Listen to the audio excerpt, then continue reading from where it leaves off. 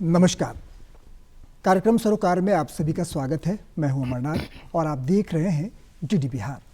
जैसा कि आप सभी को मालूम है कि परंपरा के अनुसार केंद्रीय बजट फरवरी महीने के पहले दिन यानी कि कल पेश किया जाएगा। केंद्रीय वित्त मंत्री निर्मला सीतारमण के द्वारा यह उनकी चौथी बजट होगी और देखना होगा कि इस बार के बजट में क्या उम्मीदें हैं, खासकर मध्यम वर्गीय परिवारों के लिए सरकार क्या योजना बना रही है और साथ ही साथ ग्रामीण विकास, शिक्षा, स्वास्थ्य और ऐसे कई गतिविधियां जो कि सीधे हम लोगों के जीवन पर उसका सीधा प्रभाव पड़ता है, तो उसका क्या असर पड़ता है इस बजट पर। तो इन्हीं सब बातों को ध्यान में रखते हुए आज के सेगमेंट्स में हमारा विषय है बजट से उम्मीदें। इस विषय पर बातचीत करने के लिए आज स्टूडियो में दो विशेषज्ञ मौजूद हैं, उनका परिचय करवा दूं। हमारे बिल्कुल दाईं ओर सुनील सराफ साहब मौजूद हैं। आप इनकम टैक्स के लीगल एडवाइज़र और साथ ही साथ आप बिहार चैम्बर ऑफ कॉमर्स के आप एग्जीक्यूटिव मेंबर भी हैं। और सबसे दाईं ओर श्री रामलाल खेतान साहब, एक जाना पहचाना चेहरा, आप बिहार इंडस्ट्रीज एसोसिएशन के पूर्व अध्यक्ष भी हैं। तो कार्यक्रम की शुरुआत हम खेतान साहब से करेंगे। तो खेतान साहब, आपका बहुत बहुत स्वागत हमारे इस विशेष कार्यक्रम में। तो देश की पहली पूर्णकालिक महिला वित्त मंत्री निर्मला सीतारमण जी के द्वारा कल बजट पेश किया जाएगा और ये उनकी चौथी जो प्रस्तुति होगी, तो क्या उम्मीदें लगती हैं आपको इस बार के बजट में? देखिए, बजट से उम्मीद पूरे हिंदुस्तान को रहता है जी, लेकिन बिहार के परिप्रेक्ष्य में हमारी सोच कुछ आम बजट से अलग है। जी, बिहार को इसी दृष्टिकोण से पूरे हिंदुस्तान में जाना जाता है कि बिहार सबसे पिछड़ा राज्य है और गरीब राज्य है। ये बातें हम आज से नहीं, कई पिछले 20-30 साल से सुन रहे हैं कि बिहार सबसे पिछड़ा है। जो भी आयोग आता है, नीति आयोग आता है, जो रिपोर्ट बनता है, उसमें होता है बिहार सबसे पिछड़ा है। तो ये पिछड़ा कब तक पिछड़ा रहेगा? ये पिछड़ा कभी आगे नहीं आ पाएगा। तो ज़रूरत है बिहार को अग्रणी राज्यों में लाने की, यहाँ औद्योगिक का वातावरण बनाने की। उसके लिए केंद्र को कुछ विशेष प्रावधान करना चाहिए। बिहार की जो हमारी पॉपुलेशन है वो देश की करीब करीब 9-10% हमारा पॉपुलेशन है। उस हिसाब से केंद्र यहाँ पर अपनी नज़र नहीं रखता है और केंद्र जो चाहे वो कर सकता है। करने की मन में खाली सोच होनी चाहिए। जब इस देश में कश्मीर जैसे में जो 370 की धारा थी, उसको ऐतिहासिक रूप से ठीक किया गया कि नहीं किया गया, उसी तरह से जब इस देश में कोई भी चुनाव होता है तो घोषणाएं की जाती हैं कि फलाने छूट दी जाएंगी, फलाने छूट जाएंगी, जिसमें लाखों करोड़ का बजट होता है। बिहार में हर साल बाढ़ आती है, उससे बिहार का बहुत बड़ा नुकसान होता है। एक बहुत बड़ा बजट बना करके उस बाढ़ को अंतर्राष्ट्रीय विशेषज्ञों से सहयोग लेके उस बाढ़ का निराकरण किया जा सकता है। उससे बिहार इस बजट से ज़्यादा फायदा उन सब कामों से होगा। यहाँ पर उद्योग लगाने के लिए केंद्र कुछ स्पेशल इंसेंटिव दे, जिससे कि लोग बिहार में उद्योग लगाने के लिए आएँ। और यहाँ के पॉपुलेशन के हिसाब से बजट को ध्यान में रखना चाहिए। और ये कहना कि भाई हम विशेष राज्य का दर्जा नहीं दे सकते हैं, ऐसा कुछ नहीं है। जिस दिन केंद्र सरकार मंशा कर लेगा, बिहार के जैसे और भी राज्य इस देश में हैं जो पिछड़े हैं, उन सभी राज्यों को आगे लाने के लिए कुछ न कुछ विशेष प्रावधान करना पड़ेगा। ये सालाना बजट में इनकम टैक्स में छूट देकर और इस सब्सिडी देकर छोटे मोटे छूट से बिहार जैसे गरीब राज्यों को बहुत ज़्यादा लाभ नहीं होगा। इनको सबसे ज़रूरत है यहाँ पर कि ये जो पिछड़ा राज्य है ये अग्रणी श्रेणी में आए।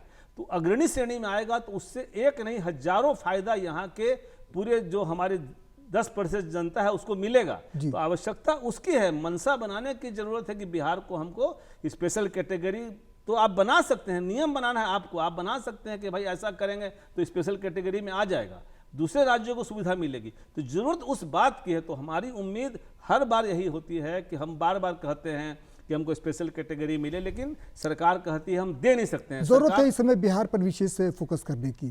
खेतान साहब, सुनील साहब, हम आपके पास आएंगे कि मौजूदा दौर में महंगाई और कोरोना संकट जो हमारे सामने जो एक बहुत ही बड़ी चुनौती बनकर आई है। तो सरकार इस बजट को देखते हुए उसके सामने क्या सबसे बड़ी चुनौती है? देखिए, पिछला 2 साल था वो बहुत ही अपने आप में एक कठिन दौर था, जी। न केवल देश की जनता के लिए बल्कि सरकार के लिए भी, क्योंकि ये पिछले 2 साल में अर्थव्यवस्था बुरी तरह से चरमरा गई। अब सरकार के लिए सबसे बड़ी चुनौती है उस अर्थव्यवस्था को वापस पटरी में लाना, क्योंकि एक बार जब देखिए इकोनॉमिक ग्रोथ जब डिरेल होता है तो उसको वापस ट्रैक पे लाना, फिर उसको स्पीड अप करना एक बहुत टफ काम होता है। तो कहीं ना कहीं सरकार के लिए सबसे बड़ी चुनौती है कि इस कठिनाई के दौर से जूझ रहे व्यापार और जनता को जो है वो क्या राहत दे सकती है। सरकार के समक्ष भी देखिए अपनी चुनौतियां हैं, क्योंकि सरकार भी वही खर्च करेगी जो उसके पास इनफ्लो होगा। सरकार के पास कोई ऐसी जादू की छड़ी नहीं है कि वो घुमाएगी और वो अचानक से सारी समस्याओं का समाधान कर देगी। ये बिल्कुल एक मैथमेटिक्स है, इकोनॉमिक्स है कि जो पैसा आ रहा है वो खर्च होगा। अब मार्केट की ऐसी स्थिति है कि कहीं ना कहीं लिक्विडिटी की बहुत बड़ी क्राइसिस है जी। लोअर मिडिल सेगमेंट या एमएसएमई कह लीजिए, वो व्यापार एकदम बुरी तरह से तंग है, बहुत बुरी अवस्था में है वो व्यापार। खासकर कुछ एक पर्टिकुलर सेगमेंट की स्थिति तो बहुत ही ख़राब है। जैसे आप हॉस्पिटैलिटी सेक्टर ले लीजिए, एंटरटेनमेंट सेक्टर ले लीजिए, ट्रैवलिंग सेक्टर ले लीजिए, छोटे छोटे अनऑर्गेनाइज सेक्टर के जो लोग हैं। क्योंकि देखिए इनके साथ समस्या क्या है कि एक बार जब ये क्राइसिस में आते हैं तो इनके रिजोल्यूशन के लिए कोई चीज़ें उपलब्ध नहीं है। ना तो बैंक इनको लोन देता है, ना एनबीएफसी इनको लोन देता है। तो इनके लिए एक बहुत बड़ा क्राइसिस क्रिएट हो जाता है। तो ये सारी चुनौतियां सरकार के समक्ष हैं कि कैसे इन सारी चुनौतियों से निकलकर एक स्टेबल मार्केट जो है या एक स्टेबल व्यवस्था जो है यहाँ के उद्योगपतियों, व्यापारियों और छोटे वर्ग के जो लोग हैं उनके लिए वो क्रिएट कर सकें। जी। और सुनील साहब, आपने देखा होगा कि आम बजट से तो लोगों को काफ़ी जो है इसमें होप है, विश्वास है, उम्मीदें हैं कि क्या सरकार बजट लेकर आएगी। आपने देखा होगा कि स्ट्रीट जो वेंडर्स जो हैं, जो डेली जो कमाते हैं, उनके लिए तो सरकार अगर देखा जाए 2-3 सालों से कि मौजूदा समय में जो क्या स्थिति रही है पूरे देश की, तो ये भी एक संभावना है कि जो सबसे जो तबके के जो लोग हैं उनके लिए सरकार कुछ राहत लेकर आए। देखिए, आपका प्रश्न बहुत ही उचित प्रश्न है, बहुत अच्छा प्रश्न है। ये जो स्ट्रीट वेंडर्स हैं ना, ये भी व्यापारी ही बढ़ गए एक तरह से। ये डेली बेसिस पे अपना गुजारा चलाते हैं और ये एक बहुत बड़ी संख्या में है, जिसको एक अनऑर्गेनाइज सेक्टर बोलते हैं हम लोग। इन पे एक विशेष ध्यान देने की ज़रूरत है, क्योंकि जब भी हम लोग बात करते हैं एमएसएमई, एसएमई और सारी बातों में, तो ये स्ट्रीट वेंडर कहीं ना कहीं छूट जाते हैं। पिछले कोरोना काल में हमने देखा कि सरकार ने इनके लिए एक 10,000 रुपये की व्यवस्था की थी, जिसको लोन के तौर पे स्ट्रीट वेंडर्स को दिया जाना था। उस समय सरकार से अपेक्षा ये थी कि ये लोन की जगह ये इनको एज ए कैपिटल सपोर्ट के तौर पे दिया जाता तो ज़्यादा अच्छा होता। क्योंकि देखिए, अगर 10 दिन भी मार्केट बंद होता है या 10 दिन भी व्यवस्था बंद होती है तो इनकी कमाई खत्म हो जाती है, क्योंकि ये डेली बेसिस पे गुजारा करते हैं। तो ये बहुत ज़रूरी है इस समय कि सरकार इन स्ट्रीट वेंडर्स को ध्यान में रखते हुए एक प्रॉपर पॉलिसी बनाए और इनको कैसे फंडिंग और इनको कैसे सपोर्ट कर सके, इसको देख के ध्यान दिए जाने की जरूरत है। खेतान साहब, अनऑर्गेनाइज सेक्टर को जो है सरकार अगर मजबूती से इस पर पहल करे तो आने वाले आगामी बजट में, यानी कि कल बजट में जो काफ़ी हमें उम्मीदें हैं कि जो स्ट्रीट वेंडर हैं, और इसके अलावा अगर हम देखें तो हाल के दिनों में स्वास्थ्य खर्च पर ज़्यादा जो लोग को जो है वित्तीय भार उठाने पर हैं, और साथ ही साथ वर्क फ्रॉम जो आपका कल्चर जो है वो ज़्यादा डेवलप हुआ है, खर्च बढ़े हैं लोगों के जो है काम में। और साथ ही साथ अगर हम बात करें तो धारा जो 80C की बात है कि कर में छूट दी जाए, ये काफ़ी जो है संभावना दिख रही है कि इस बार जो है सरकार इस पर विशेष फोकस करेगी। देखिए, कोरोना का जो पीरियड हुआ है जी, ये कोई अभी तुरंत समाप्त होने वाला नहीं है। ये नए नए वेरिएंट में आगे कई सालों तक चलता रहेगा। तो लोगों को इसके साथ चलने की आदत बनानी पड़ेगी और सरकार को भी ऐसा ही व्यवस्था करना पड़ेगा कि इसके साथ सरकार आम जनता का पूरा सहयोग करे और उनके जो आने वाली कठिनाइयों हैं उसको भविष्य में ध्यान रखे। अभी कोरोना काल में जिनके भी खर्चे कोरोना से संबंधित हुए जी, चाहे वो उनके व्यापार में लगे हों, चाहे उसको उनका ऋण का नुकसान हुआ हो, चाहे उनके स्वास्थ्य में खर्चा हुआ हो कोरोना से संबंधित, उन सारे खर्चों पर सरकार को छूट देनी चाहिए। जो कोरोना काल के पीरियड में लोगों को इंटरेस्ट लगा है, उस इंटरेस्ट का माफ़ी होना चाहिए। और स्वास्थ्य पर बहुत विशेष ध्यान देने की आवश्यकता है कि हमारी जो इतनी बड़ी जनसंख्या है उस हिसाब से हमारे देश में स्वास्थ्य सेवा हमारी काफ़ी पीछे है। तो उसका हमको एडवांस में ही प्लानिंग करके, और सिर्फ कागजों में नहीं, जो नीतियां बने वो धरातल पर हो। आकस्मिक फंड बनाने की जो है मजबूत पहल करनी होगी। आकस्मिक फंड बने और उसका सही उपयोग हो जी, वो सिर्फ कागजों में नहीं हो। अभी जो होता है वो अधिकांश चीज़ें कागजों में ही रहती हैं, उसको धरातल पर उतारने की जरूरत है। और ये बजट कभी भी एक साल के बारे में सोच के नहीं बनाना चाहिए, आगे आने वाले कई साल को सोच के दूरगामी परिणाम हो, इस तरह के बजट बनाने चाहिए। जी सुनील साहब, वैश्विक स्तर पर महंगाई की ऊंची दर और कच्चे महंगे तेल को लेकर जो है वो इसका जो आपूर्ति को लेकर जो दिक्कतें हो रही है, इसके कारण जो है महंगाई में जो है काफ़ी जो वृद्धि हुई है। तो ऐसे में ब्याज दरें बढ़ने की भी संभावना है। देखिए, कहीं ना कहीं वैश्विक अर्थव्यवस्था से भी हम प्रभावित होते हैं, क्योंकि कुछ चीज़ें जो हैं जो आपके कंट्रोल में नहीं है, जिनके प्राइसेस इंटरनेशनल मार्केट द्वारा ही तय होते हैं, जैसे पेट्रोलियम प्रोडक्ट्स ले लीजिए, तो कहीं ना कहीं उसका असर तो पड़ता है। लेकिन देखिए, बैलेंस महंगाई दर को कंट्रोल करने के लिए क्या क्या ज़रूरी स्टेप है, इसको भी समझना पड़ेगा। इस पे आरबीआई टाइम टू टाइम अपना क्या है ऑब्जर्वेशन रखती है, और उसको जो भी अगर उनको लगता है कि अगर इंटरेस्ट रेट बढ़ाए जाने की ज़रूरत है तो वो बढ़ाती है। मैं एक ज़्यादा इम्पॉर्टेंट पहलू पे आ रहा हूँ, जो आपने कहा गवर्नमेंट के सामने चुनौतियाँ, जैसे खितान जी ने कहा, हेल्थ सेक्टर जो है वो एक बहुत ही इम्पॉर्टेंट एस्पेक्ट है आज के दिन में। अब सरकार को हेल्थ सेक्टर को भी डिफरेंट पैरामीटर से सोचने की ज़रूरत है। जैसे मैं आपको एक बहुत छोटा सा उदाहरण देता हूँ। कोविड के दौरान हम लोगों ने महसूस किया कि पहले इंश्योरेंस एक इन्वेस्टमेंट के तौर पे देखा जाता था कि इंश्योरेंस ले लीजिए, चलिए आपको 80C में छूट मिल जाएगी और एक लाइफ भी सिक्योर्ड हो जाएगी, इस तरीके से उसको लोग लेते थे। कोविड के टाइम सबसे पहले इसकी बहुत ज़्यादा ज़रूरत महसूस हुई, चाहे वो लाइफ इंश्योरेंस हो या हेल्थ इंश्योरेंस हो। ये लोगों ने समझा कि नहीं, ये हर इंसान के लिए एक नेसेसिटी है कि हमें इसे लेना है। अब आप समझिए कि इंश्योरेंस में जीएसटी की जो दर है वो 18% है जी। अब एक सामान्य आदमी जो कि इंश्योरेंस खरीदेगा उसके लिए कितना महंगा प्रोडक्ट हो जाएगा। और ये सभी लोगों के लिए ज़रूरी है, क्योंकि देखिए आयुष्मान भारत में एक सर्टेन सेगमेंट के लोग ही जो हैं उसका फ़ायदा ले पाते हैं, बाकी के लोगों को अपने ही खर्च पे अपना इलाज उपचार करवाना पड़ता है।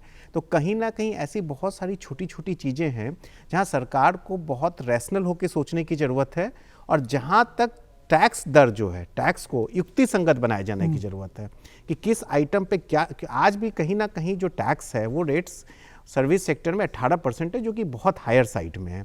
तो इन सब चीज़ों पे सरकार अगर ध्यान देगी तो मुझे लगता है कि कहीं ना कहीं एक बेटर रिजल्ट्स आएंगे। जी खैतान साहब, देश में नई आइडिया और नई थीम को लेकर बिजनेस शुरू करने के लिए स्टार्टअप्स को शुरू किया गया, और काफ़ी से हम लोग को उम्मीदें हैं, और इस बार के बजट में है कि भाई इंडस्ट्रीज़ में ज़्यादा से ज़्यादा जो है कैश फ्लो हो। ये एक बहुत बड़ी जो है सरकार के सामने एक मुख्य चुनौती होगा। देखिए, ये भी नया दौर जो आया है पिछले 1-2 साल से, जिसमें स्टार्टअप्स को काफ़ी महत्व दिया गया है, और जो हमारे युवा हैं जी, उनके अंदर बहुत बड़ा एक जुनून पैदा हुआ है स्टार्टअप में आने के लिए कि हम नए रोजगार सृजन करें, हम नए काम करें, और सरकार इसमें कई तरह की छूट दे रही है। हमारा जो बिहार इंडस्ट्रीज एसोसिएशन है वहाँ, उसमें बिहार का सबसे पहला हमारा इंक्यूबेशन सेंटर है वेंचर पार्क के नाम से, और उसमें सरकार, केंद्र सरकार और राज्य सरकार दोनों ही हमको महत्व पूरा देती है, हर तरह का प्रोत्साहन देती है। वो जो हमको देती है हम अपने जो हमारे यहाँ बच्चे रहते हैं हम उनको देते हैं, और हमारे यहाँ से कुछ स्टार्टअप्स बहुत आगे गए हैं और आगे कुछ और आगे जाएंगे, और स्टार्टअप्स को काफ़ी अच्छा महत्व दिया जा रहा है। और स्टार्टअप एक ऐसा चीज़ है जिससे लोग रोजगार सृजन होगा, लोग नौकरी की तरफ नहीं जा कर के लोगों को रोजगार देने के लिए प्रेरित करेंगे। और इसमें कभी कभी ऐसा कुछ नया क्लिक कर जाता है, जैसे आज अमेज़न या जो बहुत सारे इस तरह के हैं, ये स्टार्टअप से ही आगे आए। ऑनलाइन जो बिजनेस इस कोरोना काल में यही बहुत सक्सेस हुआ है। आपको आधी रात को भी खाने को मिल जाता है, जो रेस्टोरेंट बंद है तो भी मिल जाता है। तो ये स्टार्टअप का ही एक नतीजा है। तो सरकार की ये सोच बहुत अच्छी है, लेकिन फिर वही बात है कि जो नीतियां बने उसका पालन होना चाहिए, और ग्रास रूट पर जो है वो होनी चाहिए, वो धरातल पर दिखना चाहिए। जी जी। सुनील साहब, आपको याद होगा कि 2015 में माननीय प्रधानमंत्री श्री नरेंद्र मोदी जी ने घोषणा किया था कि किसानों की आय को जो है हम 2022 तक जो है दुगना कर देंगे। तो ये कल बजट पेश हो रहा है, तो क्या आपको लगता है कि क्या सरकार किसानों की आय को जो है वो बढ़ाने के लिए इस बजट में कोई ठोस कदम उठाएगी? देखिए, इस सरकार का किसानों के प्रति जो उनकी जीवन शैली जो है सुधरे, उनकी आय बढ़े, इसको लेके बहुत फोकस रहा है। हमने पिछले सालों के बजट में भी देखा है कि सरकार ने कहीं ना कहीं कृषि के क्षेत्र में निरंतर सुधार को लेके जो है कई योजनाएं लाई है। तो कहीं ना कहीं उनका फोकस तो बिल्कुल है एग्रीकल्चर सेक्टर पे, इस पे तो कोई शक नहीं है। समय समय पे एमएसपी भी बढ़ाई गई है किसानों की। लेकिन देखिए, किसानों की जो समस्या है वो उसको एक पर्टिकुलर फंडिंग दे के दूर नहीं की जा सकती है। उसमें बहुत सारे इनहेरेंट इश्यूज हैं जिसको सॉर्ट आउट करने की ज़रूरत है। एक कम्प्रिहेंसिव पॉलिसी बनाए जाने की ज़रूरत है। फार्म लॉ जो आया था कहीं ना कहीं वो उसी दिशा में एक कदम था। चलिए, उसमें जो भी इश्यूज रहे होंगे वो फिर फर्दर रिजॉल्व होकर वो एक बेटर फार्म लॉ के तौर पे आएगा। तो कहीं ना कहीं कानूनों में एक प्रॉपर संशोधन की ज़रूरत है। किसानों को उनके प्रोडक्ट डायरेक्ट, सबसे बड़ी चीज़ है जो बीज का जो पार्ट है, जो बिचौलियों का पार्ट है, जब तक उनका वो असर ख़त्म नहीं होगा इस सेक्टर में, तब तक किसानों को उनके प्रोडक्ट का सही प्राइस नहीं मिल पाएगा। समय समय पे उन्हें जो परेशानियां झेलनी पड़ती है, जैसे बिहार के कंटेक्स्ट में बाढ़ है, तो बाढ़ के कारण किसानों का बहुत बड़ा नुकसान होता है। उसी तरह स्टेट एरिया वाइज आइडेंटिफाई करके कि किसानों को किस तरह की प्रॉब्लम है और कहीं ना कहीं उसको थोड़ा सा किसान को ऑर्गेनिक एंड साइंटिफिक एग्रीकल्चर की ओर प्रोत्साहित करके हम लोग को लगता है कि हम लोग आने वाले समय में एग्रीकल्चर सेक्टर को एक बेटर बूस्ट दे सकते हैं। जी खेतान साहब, ऐसी संभावना है कि कृषि को प्रोत्साहित करने के लिए निर्यात समर्थन को शामिल किया जा सकता है और इसके तहत जो है मेगा बजट प्रोत्साहन के अंतर्गत विपणन और अतिरिक्त परिवहन के साथ साथ ब्रांडिंग प्रोत्साहन भी शामिल हो सकती है आगामी ये कल होने वाली बजट। देखिए, जो केंद्र का बजट आएगा, हम सबसे ज़्यादा सोचते हैं अपने बिहार के लिए। तो बिहार में, चूंकि बिहार हमारा बहुत ही पिछड़ा राज्य है, तो यहाँ पर जरूरत है कि जो किसान की उपज हो उसको उसका सही मूल्य मिले और वो बर्बाद नहीं हो, उसमें कोल्ड चेन बने, सरकार उनके सामानों को खरीद करे जिससे कि उनको सड़क पर फेंकना नहीं पड़े, उनके लागत से कम मूल्य पर उनको बेचना नहीं पड़े, उनका उचित मूल्य मिलेगा तो वो फिर बिहार के परिक्षेत्र में अभी एक्सपोर्ट करने की बात बहुत ही नीचे मानी जाएगी। सबसे पहले जो यहाँ है वो तो बचे, जब वो बचेगा तब हम एक्सपोर्ट की बात करें। तो बिहार के परिप्रेक्ष्य में सबसे पहले जरूरी है इसका पिछड़ापन दूर करना। जी सुनील सर, आप आम बजट में जो है आम आदमी को इनकम टैक्स में छूट से जो है काफ़ी उम्मीदें हैं। स्लैब हो सकता है कि स्लैब जो है वो आपका जो है स्लैब पर जो है सरकार जो है विशेष फोकस करे। देखिए, सामान्य जो जनता है उसको तो आयकर से ही रिलेटेड जो है क्या छूट मिलेगी इस पे ज़्यादा उनका फोकस होता है। और जिस बार जैसे कि कोरोना से काफ़ी लोग प्रभावित हुए हैं, तो ऐसी उम्मीद है, हम लोगों ने अपने सजेशंस भी दिए हैं कि जो आयकर की जो दर है उसको और रेशनल बनाए जाने की ज़रूरत है। और जो अभी जो एग्जम्पशन लिमिट है 2.5 लाख की इंडिविजुअल आयकर दाता के लिए, उसको बढ़ा के 5 लाख किए जाने की ज़रूरत है। लेकिन देखिए, पिछले कई सालों से सरकार ने इस बात पे जोर दिया है कि उनका मकसद है कि ज़्यादा से ज़्यादा लोग आयकर की विवरणी दाखिल करें, जिससे कि उनके पास डाटा जो है एक बड़े लेवल पे जो है डाटा अवेलेबल हो सके। तो मुझे बहुत ज़्यादा आयकर स्लैब में परिवर्तन की संभावना नहीं दिखती। ये जरूर लग रहा है कि कहीं ना कहीं छूट को लेके जो है, जो टैक्स का जो छूट है उसका दायरा कहीं बढ़ सकता है। और टैक्स बचाने के लिए हर साल कई लोग जो है कई विकल्पों में निवेश करते हैं। इनमें मुख्य रूप से म्यूचुअल फंड है और बीमा के साथ साथ यूलिप जैसे कई विकल्प होते हैं। तो लोग जो है इनकम टैक्स फ्री कमाई के लिए, बेनिफिट के लिए वो कहाँ पर जो है वो अपना सही विकल्प चुने?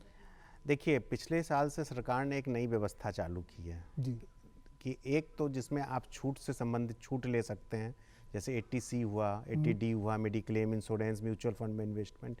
एक उन्होंने एक नई व्यवस्था शुरू की है जिसमें कि किसी तरह की भी छूट आपको नहीं मिलेगी, लेकिन वहाँ टैक्स के रेट्स कम होंगे। तो इसमें इन लोगों का चॉइस होता है कि आप जो भी ऑप्शन ऑप्ट करना चाहें कर लें।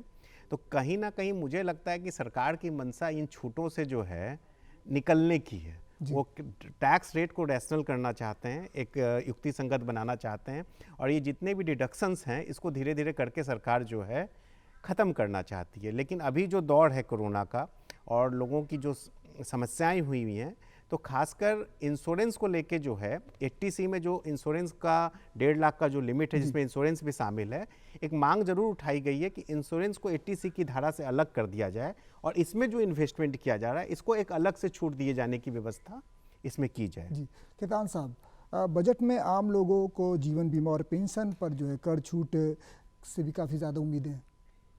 चूँकि हमारा जो देश है ये विश्व का करीब करीब सबसे बड़ा आबादी वाला राज्य, जी तो जितनी बड़ी पॉपुलेशन है उतनी ज़्यादा उनकी उम्मीदें हैं, तो हर क्षेत्र में इसकी आवश्यकता है। सिर्फ बीमा या हेल्थ से ही काम नहीं होने वाला है, सरकार को बहुत कुछ सोचना पड़ेगा। और बिहार के परिप्रेक्ष्य में मैं बार बार कहूँगा कि बिहार की आबादी, बिहार का पिछड़ापन को अगर दूर किया जाएगा तो ये जो बिहार के परिप्रेक्ष्य में समस्याएं हैं इनका निदान अपने आप स्वतः निकल जाएगा। जी सुनील साहब, हम चाहूँगा कि हमारा एक सवाल होगा खासकर एजुकेशन पर कि कोरोना महामारी के बाद जो है ऑनलाइन एजुकेशन जो है वो अब एक ना ही उसका बल्कि विस्तार हुआ बल्कि अब एक बेसिक ये हमारा जो है एक नीड बन चुका है।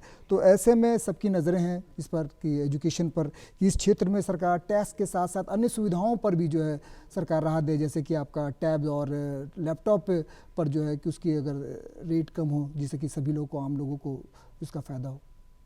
ये देखिए, एजुकेशन सेक्टर तो बहुत बुरी तरह से प्रभावित हुआ है। खासकर अगर कोरोना में आप आकलन कीजिएगा तो सबसे बुरा असर बच्चों पे ही पड़ा है जी। क्योंकि जिन बच्चों को स्कूल और कॉलेजेस में होना चाहिए था वो घर में लैपटॉप लेके बैठ के पढ़ाई कर रहे हैं। पर क्या कीजिएगा, यथार्थ है, उसको स्वीकार तो करना ही पड़ेगा।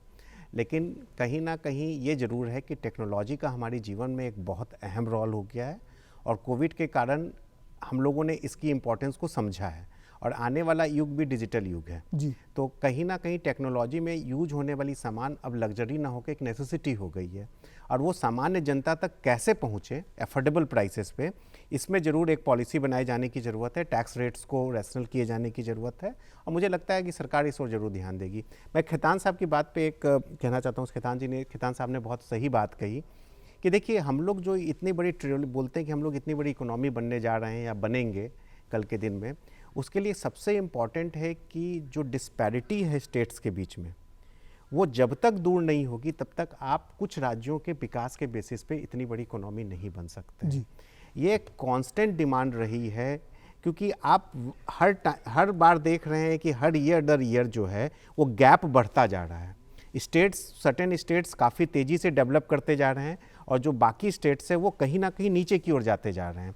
ये गैप इतना बड़ा, इतना वाइडन होता जा रहा है कि अगर सेंट्रल गवर्नमेंट एक कम्प्रीहेंसिव पॉलिसी बना के स्टेट वाइज की किस स्टेट को क्या ज़रूरत है, उसकी क्या प्रॉब्लम्स है और उसको हम कैसे आइडेंटिफाई करके रिजॉल्व कर सकते हैं, इसको लेके एक कम्प्रीहेंसिव पॉलिसी अगर नहीं बनाएगी तो आप चाहे कितनी भी बजट में प्रोविज़न कर लीजिए, चाहे कुछ भी कर लीजिए, आप उतनी बड़ी इकोनॉमी नहीं बन सकते हैं। और ख़ासकर बिहार और नॉर्थ ईस्ट के जो स्टेट्स हैं वो कहीं ना कहीं पिछले कई सालों से जो है उनको प्रॉपर ड्यू नहीं मिला है।